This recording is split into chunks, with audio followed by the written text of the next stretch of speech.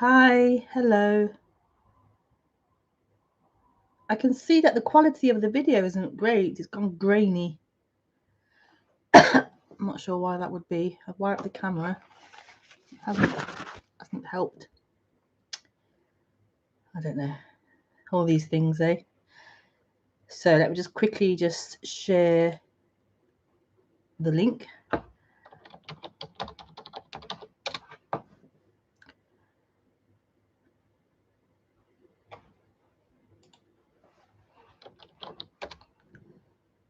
Just share the link. Share the linky.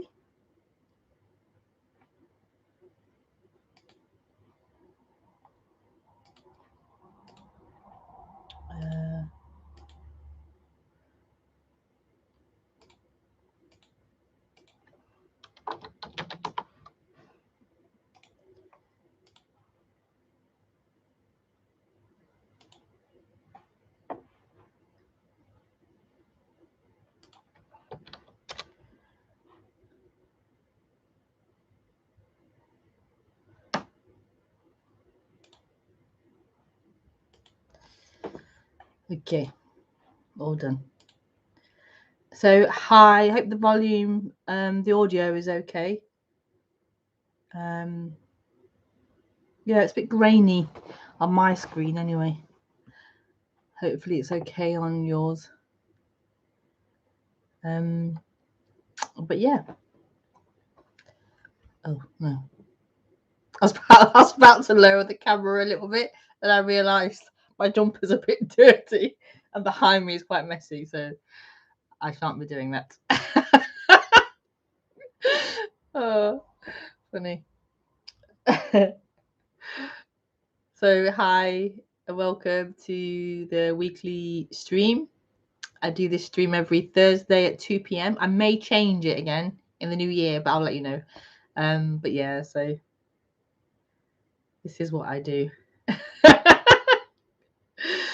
I change things. Okay, so yes, I know the title today of today's talk is the mind of God, which is it sounds very grand and very big. Yeah, I guess in a way it is, but it's not heavy or as big as it seems, really. But you know, so I'll just sit for a little bit and let the words come out. Yeah, so nice to meet you. Welcome.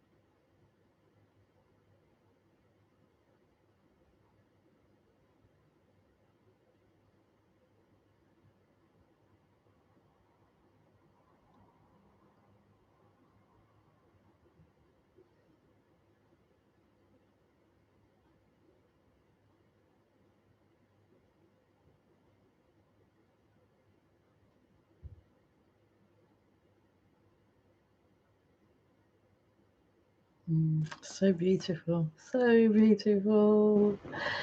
Yeah. So the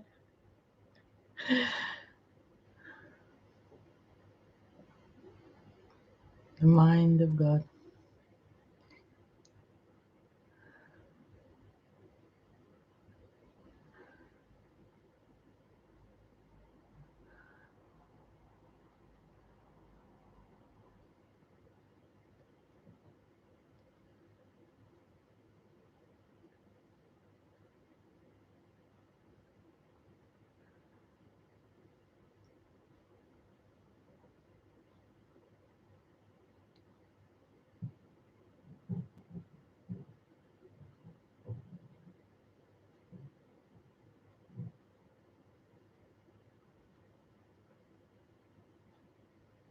So this is it. This is it.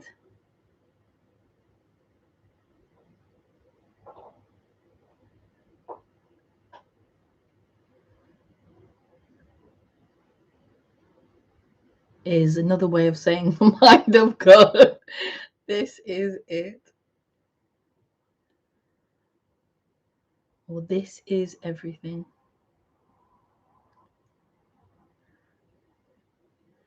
Or it's another way of saying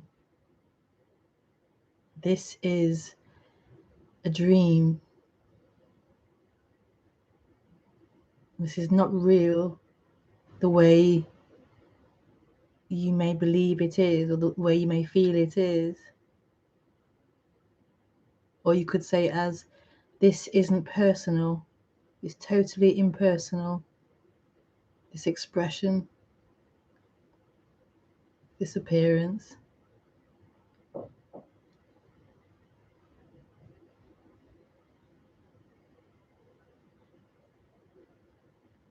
And only as an appearance is there a dream of this being personal. So in everything, in the mind of God, or all that there is, there can appear this dream of separation, this dream of a separate person, an individual. And this is a dream in the mind of God, that there is something separate from everything else. And this separateness, which we call I and me and us and them, this separateness has the appearance of moving through time, this appearance of autonomy.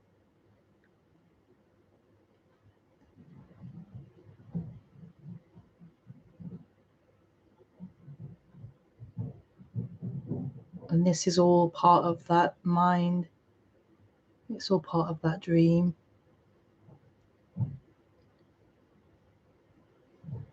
And what's being spoken of here is merely pointing that out. It's a description of that, pointing of that out, the illusion of this individual, this person separate from everything else, being reality, being true. It's a pointing out of the illusion of that, the dream of that, the not trueness of that. And in that there's a celebration of this wholeness, of this freedom, of this not divided, non-division, a celebration of everything, which is ultimately nothing, but also everything simultaneously.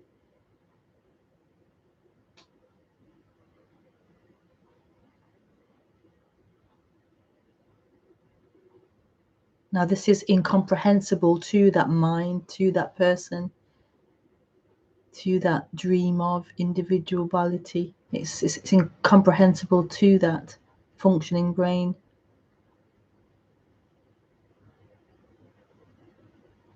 And so this is being spoken and described and pointed out and expressed, but it's not attempting or trying to really express it to someone or explain it to someone or really help someone. It's just an expression, it's just a description, it's just a loving appearance pointing out what is,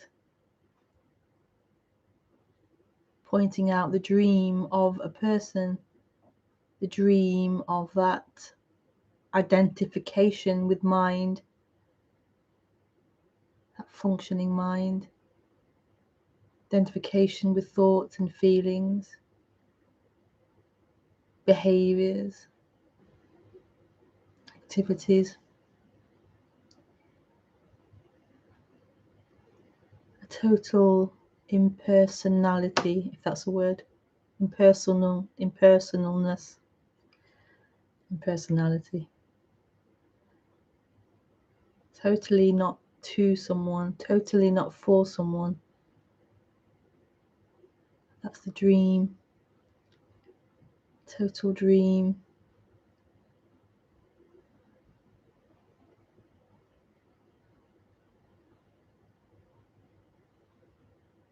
So likewise, the dream isn't hurting anyone. It isn't a problem to be solved because we need to save someone or rescue someone or stop something from happening.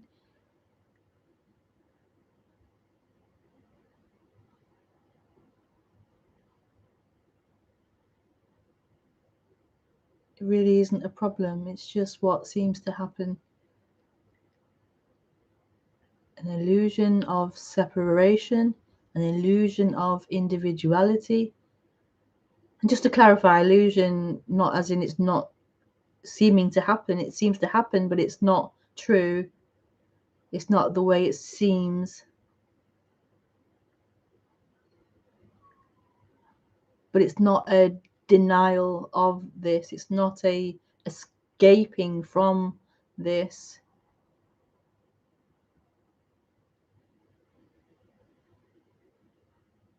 When you feel as if you are someone and you feel separate, it can feel like this is the problem. Life happening is the problem. My emotions are the problem. My thoughts are the problem. Others' behaviors are the problem. Others' thoughts are the problem. Others' feelings are the problem. It can my situation and circumstances are the problem. Not having any money is the problem. You're the problem. I'm the problem. Whatever it is, there's always this feeling of something's not right. This is a world of problems, a world of issues.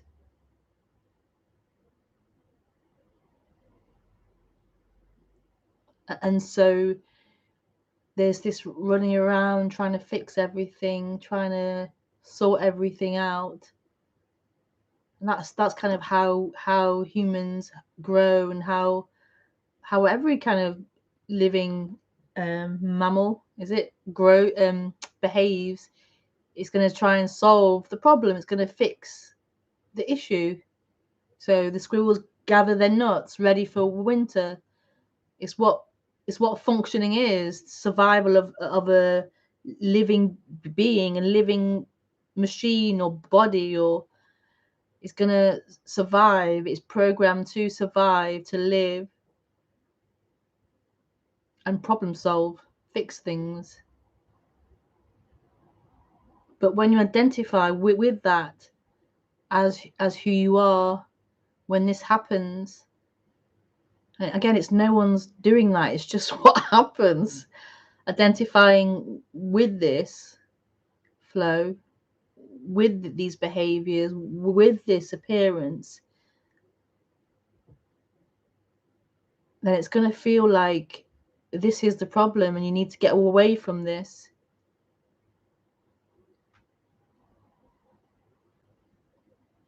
And so they're seeking to get away from this, get it all solved and get away from this.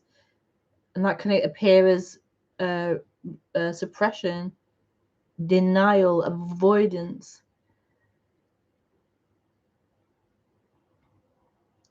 But actually, and very surprisingly, this is what is actually longed for. What is longed for is right here. It's this life happening, the fullness of life happening.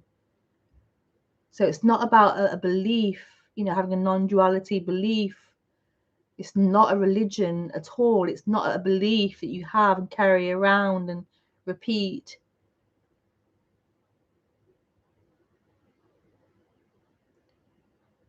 This is much, much deeper than that. It's much simpler than that.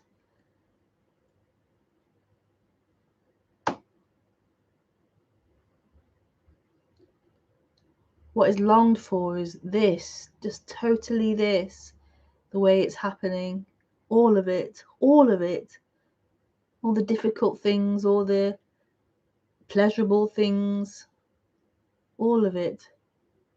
This has never been the problem. This has never been the issue. What's been the problem is this sense of ownership, this sense of this is mine.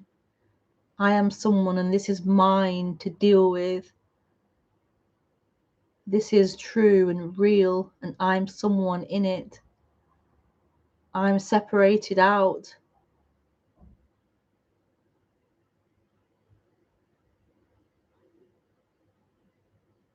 And this is what the whole society has been speaking about, this separation.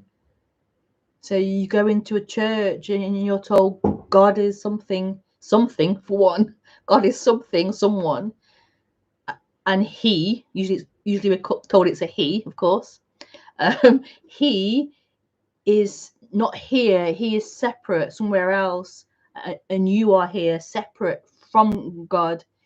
And it's your job to now reunite with God by X, Y, and Z, doing this, doing that, not doing this, not doing that. So this is the illusion that we've been conditioned into. This illusion, this dream of separateness, objectifying everything into separate things, separate forms.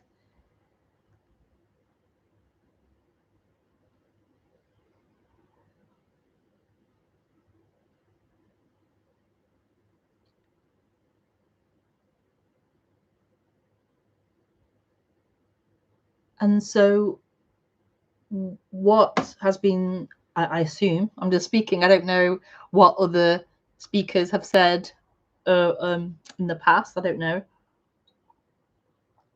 or what even speakers now say either, I don't know, but what's being spoken or the way it's seen here is this isn't speaking in that dream of separateness. So this isn't saying you are actually someone, there is someone, and that someone can arrive to God or to enlightenment or to whatever you want to call it, emptiness, to whatever term is the new term. This isn't speaking like that. You are going to move from here to here. You are going to arrive from here, arrive there. This isn't speaking of that. What this is speaking of is outside of time, outside of that journey.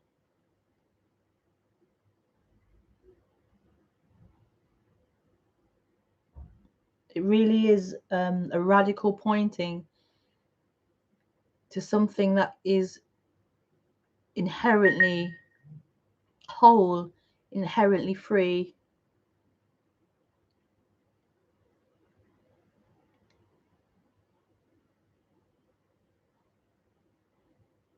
So it's pointing outside of that dream, that dream.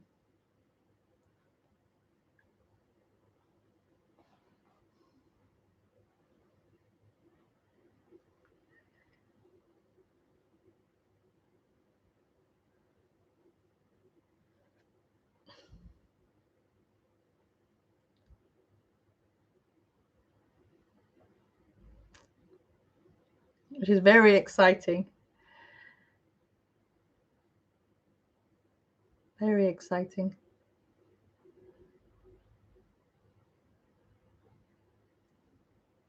Why is it exciting, I hear you ask? Because it already is. It already is. It is. It is. It is. It is. And it isn't. It isn't. Which doesn't sound very freeing, that it isn't. But it really is freedom that it isn't. And it really is freedom that it is.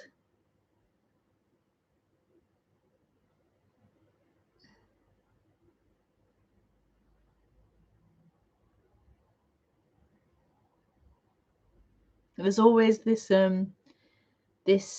story of this unifying of these two opposites, unifying, whether it be male and female, unifying. It's always this dream of this happening, like this unification, and in that unification there's love, wholeness and love, and that's right here. We're told it's in time, but it's right here, right here. And that's the miraculousness of this. It's right here. We're conditioned to believe it's in something, in an experience, in a form. And so there's this seeking and this looking, trying to find this thing, this object.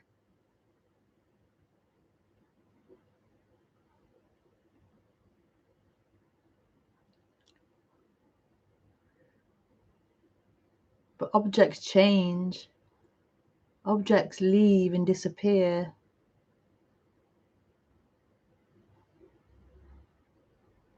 So what isn't? What isn't a thing? What isn't an object? And yet is all objects that can never leave. That can never leave.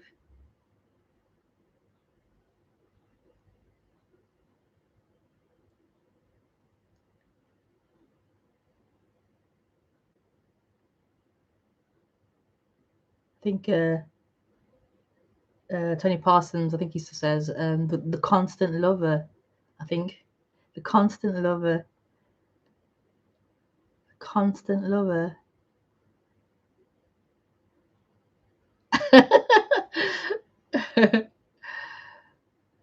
What more could you want? The constant lover that never leaves.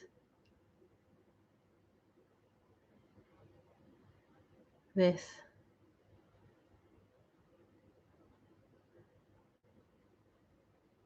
empty fullness, this nothing, everything,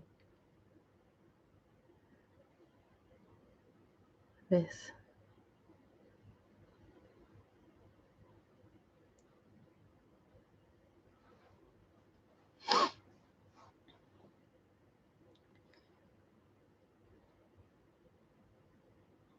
Okay, that's it. That's the mind of God. Sorted. The mind of God.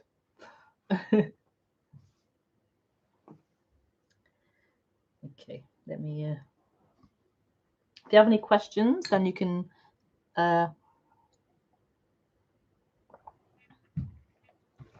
the call in through Skype. My Skype is Rebekah Maroon.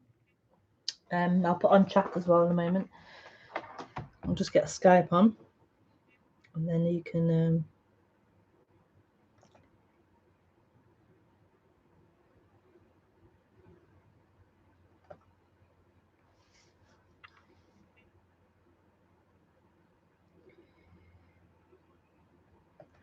Hi, Dion.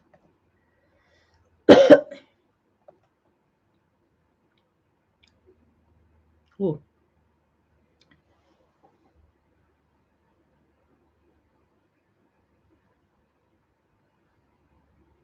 I started a podcast, but basically I read text that I love. I was wondering if you would give me permission to read some extracts from your book.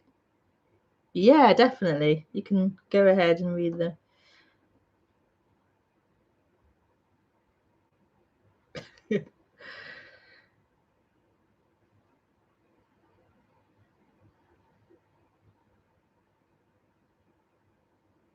Okay, I'll check it out later. I'll just write it. Yeah, sure.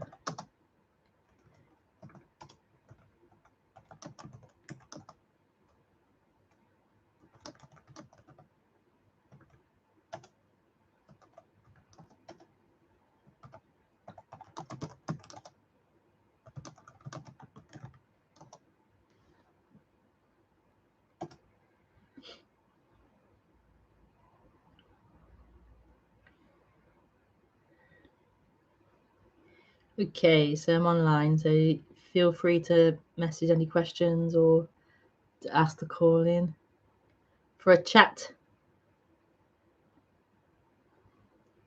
for a non-duality chat.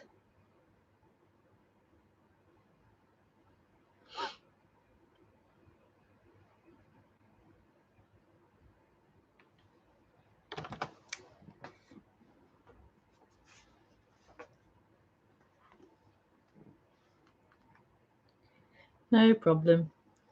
No problemo.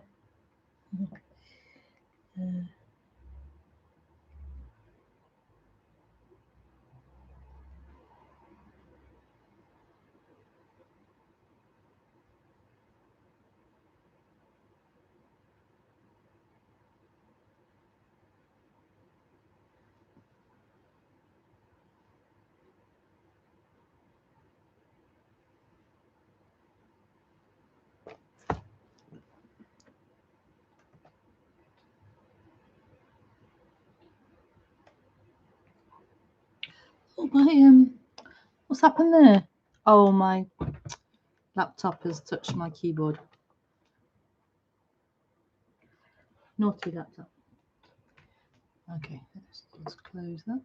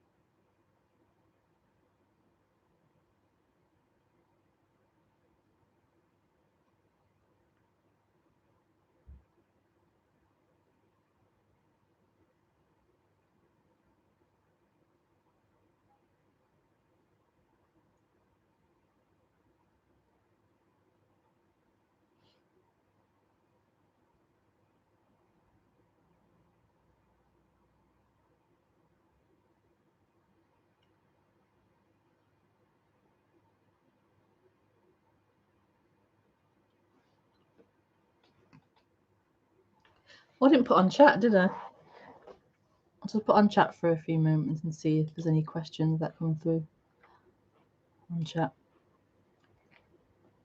If not, we'll just leave it.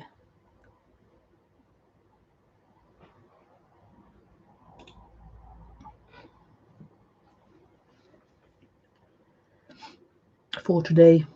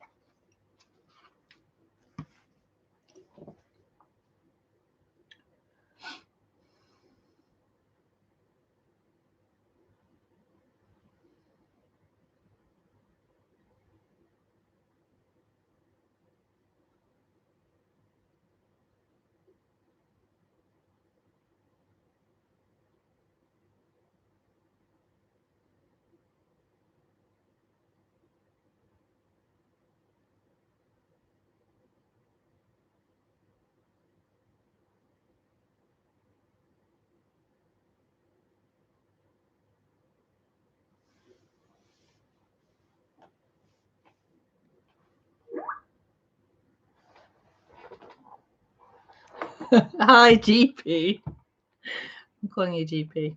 Hi, GP. Hi, Rebekah. Would you say it's like a tuning into something? Like a tuning into something that's always been here? Hi.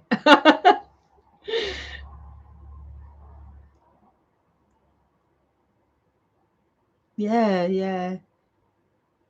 Yeah, you could say it like that.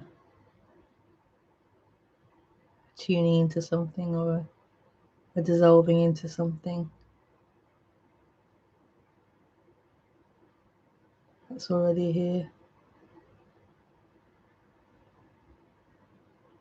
But then you find out that dissolving of you isn't actually true. There was never an actually a you to dissolve.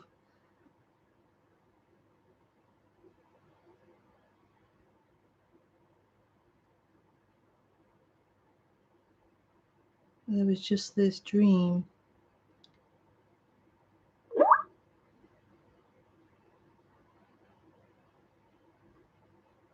There was this empty fullness, and it's right here. And this idea, this feeling of you being something other than that, this idea of you being someone, something separate, was never actually true.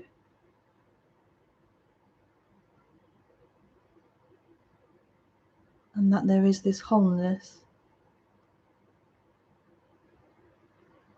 that can't ever not be, this wholeness that just is.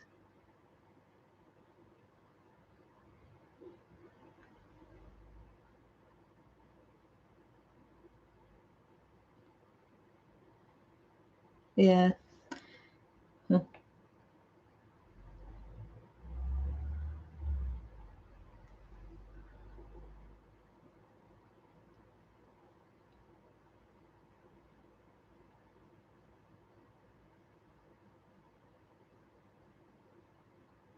Yeah.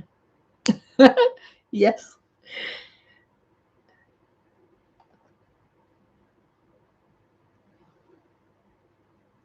Can you say that this isness is causeless joy? Or is that a clumsy description? I guess it's all hopeless grasping with words. Can you say this isness is causeless joy? Yeah, causeless joy. Causeless joy. Yeah.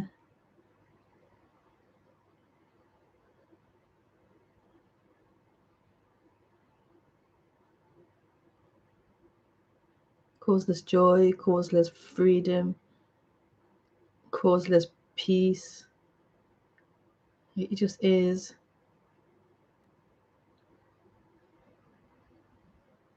But it's totally empty. What it is it's a fullness to it.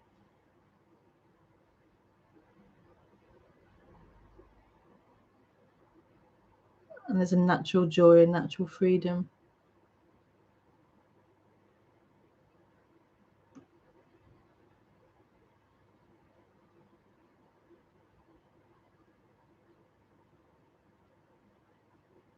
Yes.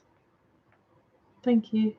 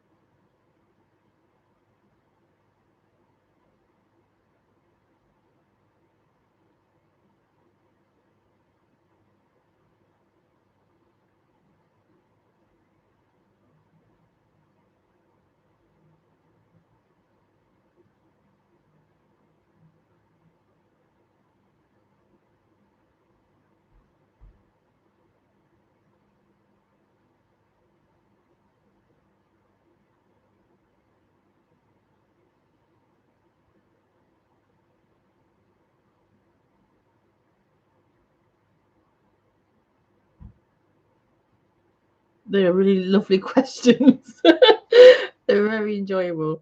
Thank you for those questions.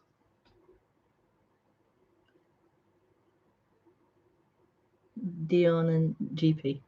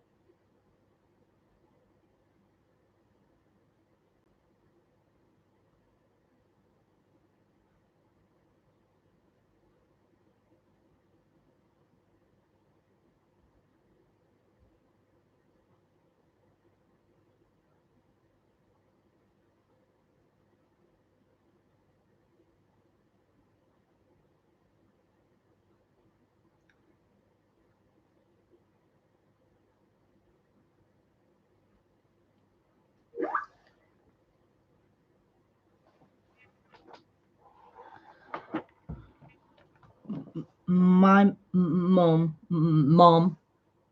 you call it mom in America. My mom has late stage dementia. Dementia. Can you say anything about this way life unfolds? It feels so cruel. I know it's just unfolding. I don't know a lot about that. I think my stepdad might be having that. I'm not sure. No, he could be having that. I think it's when you lose your memory. Is that correct? I'm not sure what else happens, but I know the memory tends to not be there, so you forget things, forget people in your family. Loss of cognition. Yeah, that the brain's not functioning the way it used to function. And it feels so cruel. I can't relate to it feeling that way. Maybe it does feel that way. I don't know, but yeah, I don't know enough about it to say that it doesn't feel that way here. Like I haven't been through it, that closely in my family or anything. I can see how it would be hard. Like it would be hard to, first of all, look after someone, and then for them not to remember who you are and to lose that memory of you might be hurtful and a bit painful or something.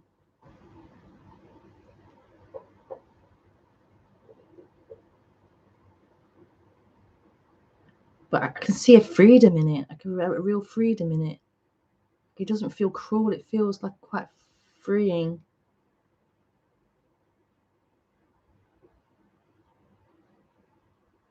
Like at least for their experience, I see a freedom, a cracking open of freedom, like losing the mind, losing that, the changing of the mind. It can be a beauty in it. Is your mother, is she upset about it, or is she kind of not upset and feeling the pain of that. Oh, does she? Lots of tears and fear. Oh, okay. I hadn't realised. Yeah. Oh, it's short term.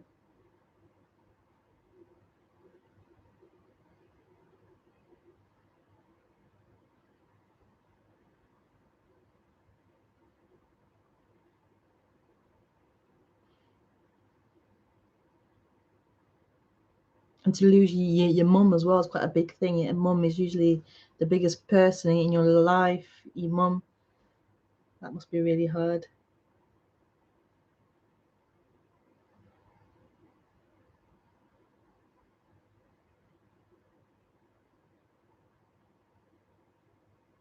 So I send compassion. Is it compassion, love to you in that situation, going through that,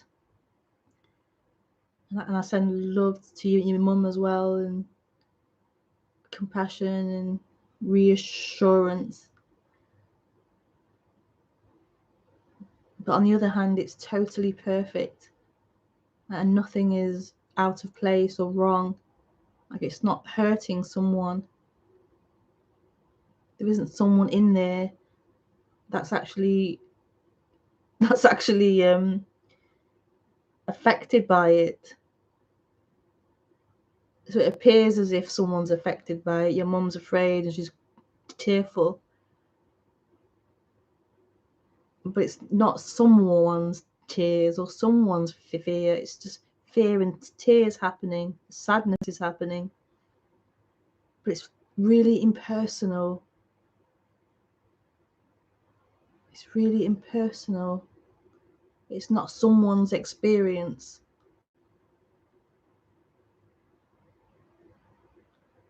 It's not someone's experience.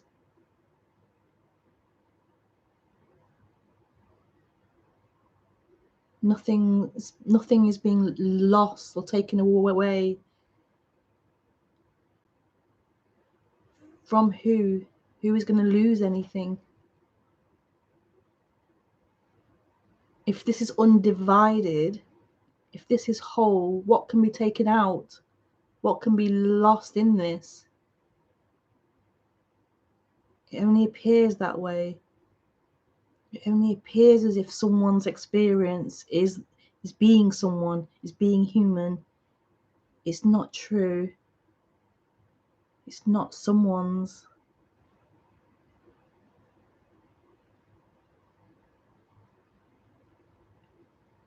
This is wholeness appearing, a seeming separation, appearing as seeming different forms. But it's never been true. It's never been true. And when that body stops fully functioning, no one or nothing's been hurt or lost. There was no one in that body. There was a seeming looking out, a seeming looking through. So we're looking through that instrument with its body's conditioning, the body's experiences, the body's memories, the body's preferences. There was a seemingly looking through. But when that stops happening, nothing is damaged or lost.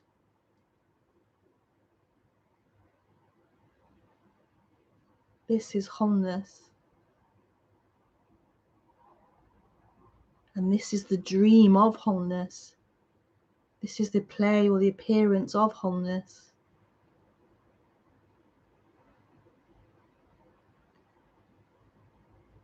This is God. Thank you. The dance of the dream. Yeah. This is true light. Thank you, dear.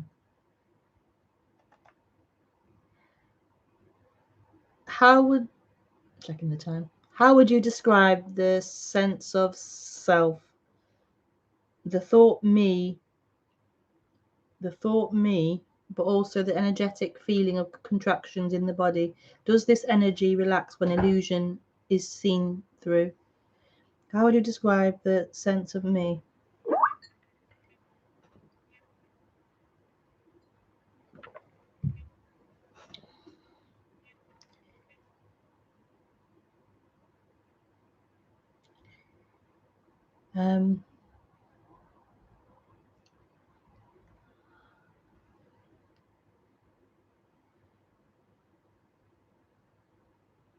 So I feel like it's like a natural part. So you know when you maybe first hear about this subject and you hear that the person's an illusion, you know, like it's not true, it's not real or whatever, it's not really someone. I think what can happen is you can take that on as an idea, and the idea, at least here, it was like you begin to feel as if the person's not true. You begin to feel like the character or the person is bad and it shouldn't be there, and this is the problem, this is the illusion, and that's kind of not the way it is. That's not the way it is actually, but you can misunderstand it as the mind and take it on as a personal thing. So you then think that you are real, of course, and that you like you shouldn't be here or something like that. Anyway, so the way it feels here is that sense of a person, or that sense of a character, let's say, just to define the two, that sense of a character, that sense of a person is totally okay. It's totally okay. It's totally okay. It's totally okay. As you are. As you are, it's totally okay. It's not wrong or bad or shouldn't be or got rid of, or that's totally not true. What I feel, or what's being pointed to, is that isn't who you are. So it appears there's a character, a way of being, there's a character, but that's not who you are. So when there's identification, you believe you are the character. That character is actually a real somebody. That sense of self is actually a person. It's me. It's real. But the way it feels here is that sense of self, or that sense of a person or a character, it is a part of this. It's part of being human. We have these seeming qualities and these ways of being and conditioning through genetically passed on, and through conditioning, through growing up and experiencing things. It changes and it forms this sense of a person, and that has to be there as part of the software of the instrument. This sense of someone, this sense of a person, sense of humor, the way it talks, the way it does stuff. But that's not true. It's such a simple thing. That is not true. It's not really who you are. It's a functioning. It's merely a functioning of the instrument.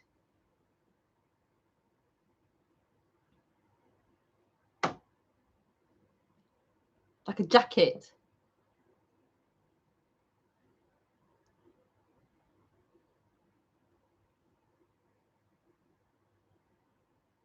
Or you could even say it's part of who you are, but it's not the whole. It's not the whole. So it isn't a rejection of that sense of a person or a sense of a character. It isn't a rejection or denial or a suppression of that. Like trying to be non-dual, trying to be a no person, trying to not be someone. That's not what's being spoken about, and that is suffering. To try to not be someone, not being who you are. That's who you are. That's who the human is. But what you are isn't that. You aren't limited to a character or a personality or a way of being. And this is the freedom, is waking up beyond that character. And then the character is even freer. The character becomes freer. That's the way it feels here. The character is freer to be what it is. It's freer to be what it is because it's no longer true. It's no longer who you are. Gobbledygook.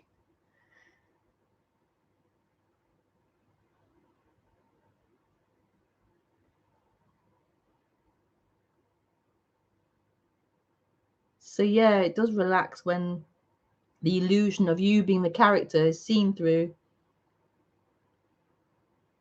or is dropped. This emptiness or this fullness, empty fullness, is right here. And the character or the personality or the sense of a person seems to appear and play here. But it's no longer the truth. It's really quite simple, actually. It's no longer the truth. It's just a functioning. It's just a play. The mind of God, it's a play. God is playing. It's playing.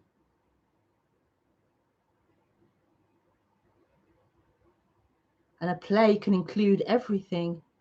All emotions, all feelings, all activities, all events can happen as a play. That's why it's so creative. It's free. The ultimate artist. The suffering is, I am someone in that. I am a person.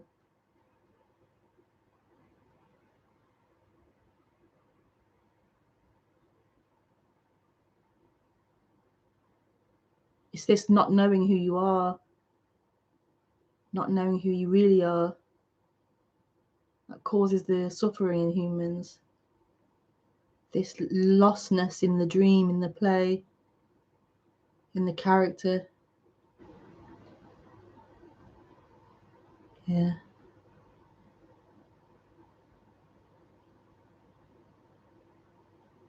Maybe that was clear or maybe not clear. I don't know.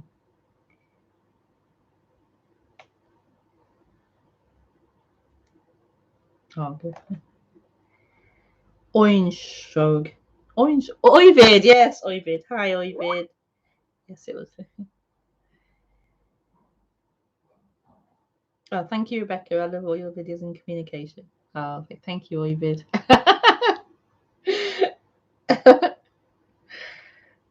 It's such a joy, such a pleasure to, yeah, this flow. How beautiful this flow.